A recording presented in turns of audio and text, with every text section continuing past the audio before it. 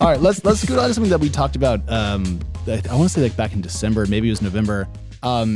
Superhuman and Eventjoy founders announced $7 million angel fund. We kind of knew this was coming. Now the news is out.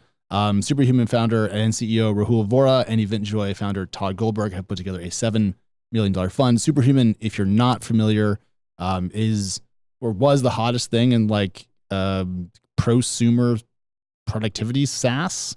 It's a paid email tool. It's like $30-$40 a month. Rick, how much is it? I don't think it's that much. I think it's $28 a month. It's whatever Danny just said. It's that many dollars a month. And there's onboarding and it's kind of hands-on and it's really, really popular. And people that have a lot of email swear by it often. And on the back of that momentum, it appears that the CEO is going to also put together this angel fund.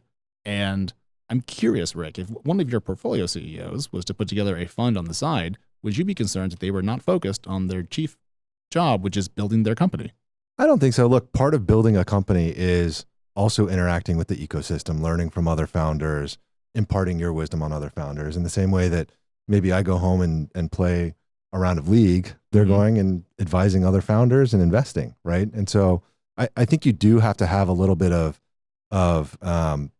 time to kind of peel away from what you're spending 100 hours a week on as a founder. And so I think this is a good way to give back to the community. Okay. That feels generous. I think if you're superhuman, you can do both. We knew that was coming at some point. I would say what's interesting here is, we've seen this rise of scout funds and scout networks over the last couple of years. So a lot of CEOs invest in companies today that didn't in the past, right? Because either they didn't have the personal capital themselves, or there wasn't early liquidity opportunities to be able to invest. And then we just covered, I keep bringing this up and I never remember the company's name, but 2 weeks ago we had an enterprise stage company, Front, which raised exclusively from other CEOs. Right. So at a Series C that was like 60 or 80 million bucks. It was a serious amount of money. And so to me, this is just another pattern of interestingly, a more public version of this, where we're actually seeing them raise a fund. We don't actually know who their LPs are. I don't think they announce it in any way.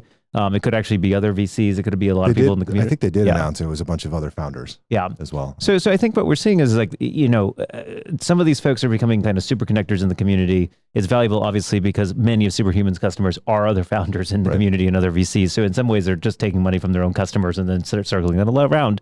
I actually think it's brilliant, though, because I think, particularly when you talk to founders, this is the price point or the check size that they really struggle with. It's the 75 to 200K. It's the small seeds. It's the how to get to MVP.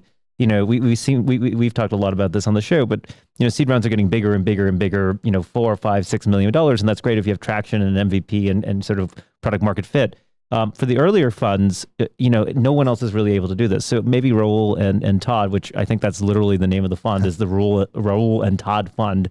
Or angel fund, will be able to kind of close that gap. And I would also say a lot of founders are doing this anyways without investing, right? And so to also put some skin in the game, I think, Danny, you're right on. There's this theme around, in some ways it adds credibility to have these really strong founders backing your company as well.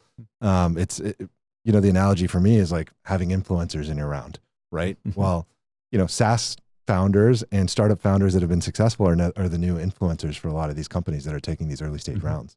I agree. For the companies that are invested in, having capital from these people makes a lot of sense. Like that, I totally get that. That makes perfectly logical, good reason. But like, it's just, Superhuman's a hard company to build. Yeah. They have a lot of work to do.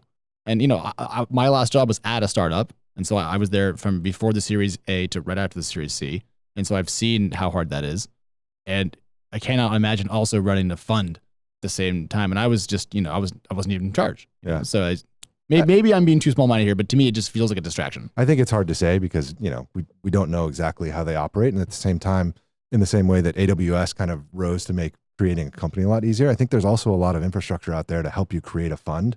And where you used to just be making angel investments out of your own pocket, you can wrap it in a fund, and a lot of it is outsourced these days. Yeah. Mm-hmm. Well, I mean, it's happened, it's out. So if you're looking to raise kind of that really kind of pre-seed money, I guess we should call it now, that is out there. So feel free to go out and get it. They put money into House, which we talked about last week. Yep. Scratchpad and AdQuick. So a couple names that I know already. So not a bad early set of investments.